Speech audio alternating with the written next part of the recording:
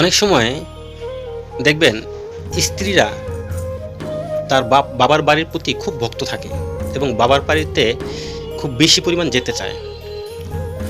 দেখা যায় যদি গ্রামে থাকে তার বাবার বাড়ি আর শহরে থাকে স্বামীর বাড়ি, তাহলে দেখবেন রোজার ঈদে, কুরবানির ঈদে সে তো যেতে চাইবেই, এতে কোনো ভুল নেই। তাছাড়াও কোনো না কোনো উছিলা করে অন্য সময় যেতে চায়। সেক্ষেত্রে দেখা যায় অনেক স্বামীর দ্বিমত থাকে, কারণ স্বামীরা চায় না এত ঘন ঘন শ্বশুরবাড়ি যেতে। সেই ক্ষেত্রে যদি স্ত্রীরা স্বামীকে এই বিষয়টা নিয়ে খুব বেশি জোর করে, সেক্ষেত্রে কিন্তু স্বামীর মন নষ্ট হয়ে যায় এবং একটা পর্যায়ে এই কারণেও স্বামীর সাথে স্ত্রীর মনোমালিন্য শুরু হয়ে যায়। আমি সেই সব স্ত্রীদের বলবো, এই বিষয়টা নিয়ে আপনারা চিন্তা করবেন এবং স্বামীর সাথে এই বিষয়টা নিয়ে বোঝাপড়া করবেন। স্বামী যদি তার শ্বশুরবাড়ি যেতে খুব কম চায়, তাহলে তাকে যেতে না দেওয়াই ভালো এবং তার প্রতি জোর না দেওয়াই ভালো।